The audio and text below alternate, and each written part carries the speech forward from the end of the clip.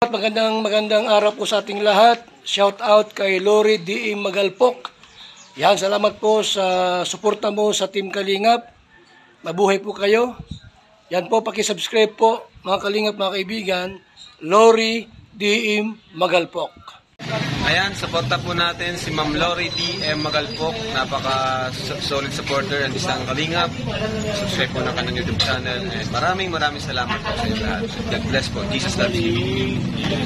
Please support Lori D. Magalpok. Subscribe now.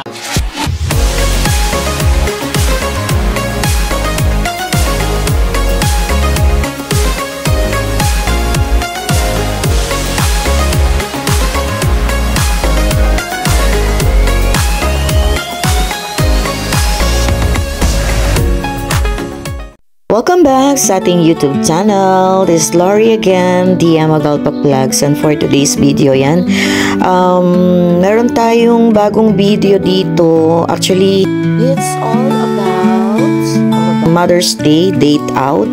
Ayan, may ka-date ako dyan. Bahala na kayo kung sino gusto nyong isipin na ka-date ko. Anyways, sa video na to, I just give myself a break. Ayan. Alam nyo naman na nasa bahay lang ako parati. So, paminsan-minsan kailangan ko din naman ng lumabas kasi it's not good for our health. So, this time, ayan, dinate ko yung sarili ko. Ayan. Actually, may kasama ako dyan. Sabi ko nga, hulaan nyo na lang.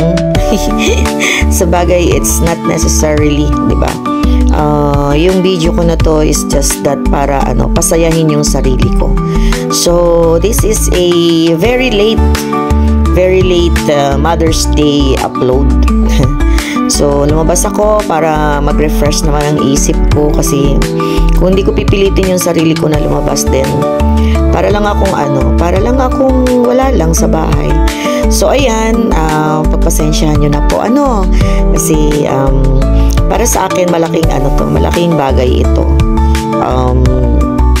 Pang-upload ko, syempre, alam niyo naman, kailangan nating buhayin yung channel natin. Hindi ko pa siya kayang bitawan. Kaya sige lang, upload lang ako. At siguro darating yung time na magpapahinga ako. Pero hanggat nandyan pa, ini-enjoy ko lang ang lahat. And sa mga taong nakakasama ko, being part of my life during this time, salamat sa inyong lahat.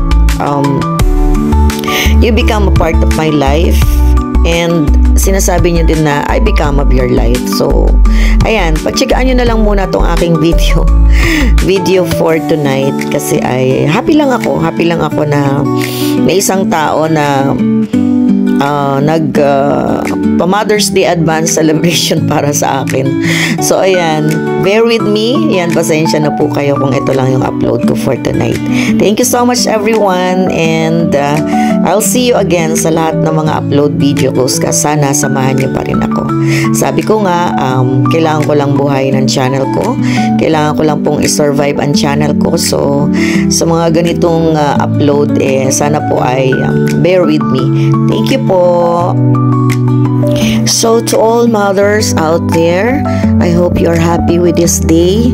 And we mothers, especially mothers who carry their child and pinalaki, inalagaan, minahal at binigay lahat ng pinaka-the best para sa kanilang mga anak. Congratulations po sa inyong lahat.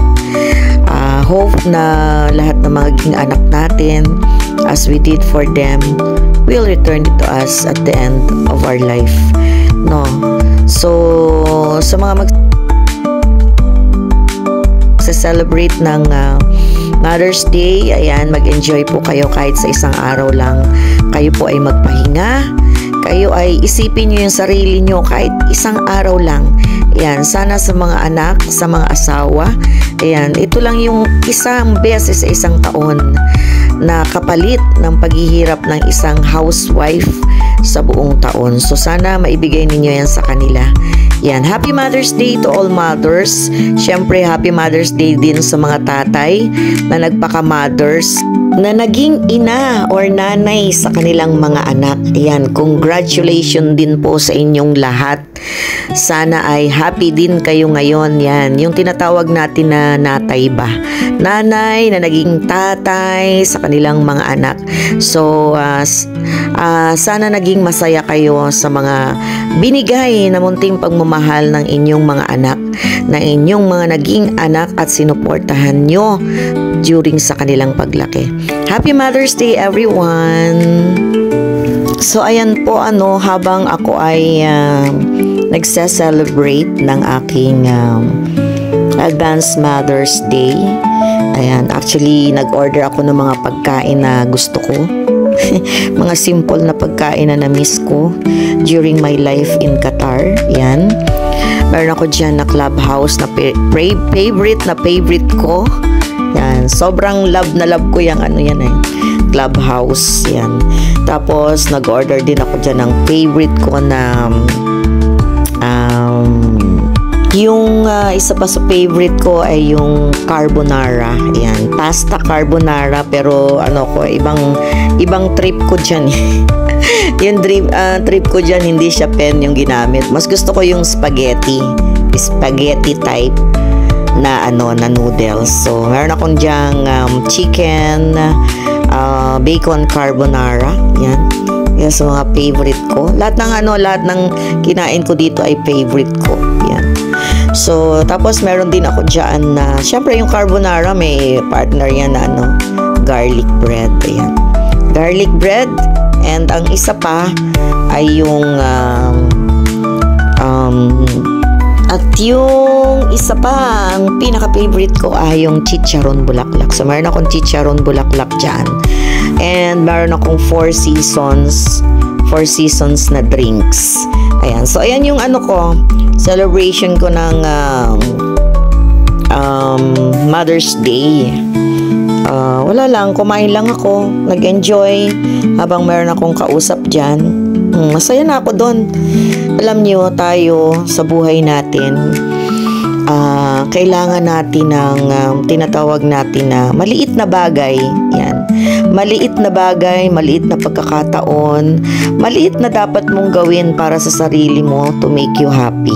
Di naman natin kailangan na sobrang i-expect natin na sobrang laki na ibibigay natin para maging masaya tayo. No. Ayan, di ba? Gumawa tayo, mag-isip tayo ng isang bagay sa araw-araw ng buhay natin na makapagpapasaya sa atin, di ba? Napakahirap ng life kung lagi lang natin bigyan ng burden ang mga sarili natin.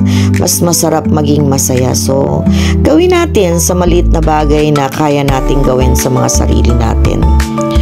So, sa video na to, I am not making a fuss. Alam niyo yun, hindi naman ako basta't ang importante sa akin, ayan na, yan na yung kausap ko, yan na yung kadate ko. So, habang yan, ako ay lumabas at kumain sa isang restaurant, ayan yung kasama ko. O, diba? Meron na akong kadate, meron pa akong bodyguard, meron pa akong kausap, diba? Sabi nga nila, hindi hadlang yung layo ng isang tao. Ayan. Ako, sinasabi ko in my life, lahat ng tao na gustong makipag-usap sa akin, kakausapin ko. Lahat ng mga tao na gustong tumawag sa akin, ayan. Wala akong pinipili. Kaya sana mag-enjoy na lang tayo sa buhay natin. Gawin nating maging masaya yung life natin sa simple way na kaya nating gawin. Ayan. We are not living in this world para magbigay ng burden sa mga sarili natin. What my point here is, gawin nating masaya yung simpleng buhay natin. Gawin nating tahimik, oo, pero pinakamasarap sa buhay yung alam natin kung paano tayo maging masaya in a very simple way. sa maliit nating paraan, sa mga taong nakakasama natin sa araw-araw, sa mga taong nagbibigay ng pagmamahal sa atin, sa mga taong nagbibigay ng importansya sa maliliit na bagay na nagagawa natin sa ibang tao. Yun yata yung pinakamasarap na maging part tayo ng buhay ng ibang tao, na makapagbigay tayo ng happiness sa kanila sa maliliit nating ways, di ba? So in this life, hindi lahat is money. Hindi lahat ay kayang bilhin ng pera. Ang pinakamasarap sa buhay natin ngayon ay paano tayo maging masaya. Gumigising tayo sa araw-araw na wala tayong mabigat na karamdaman, di ba? Yung paggising natin sa umaga, pagmulat ng ating mga mata is what we can say is thank you, Lord, di ba?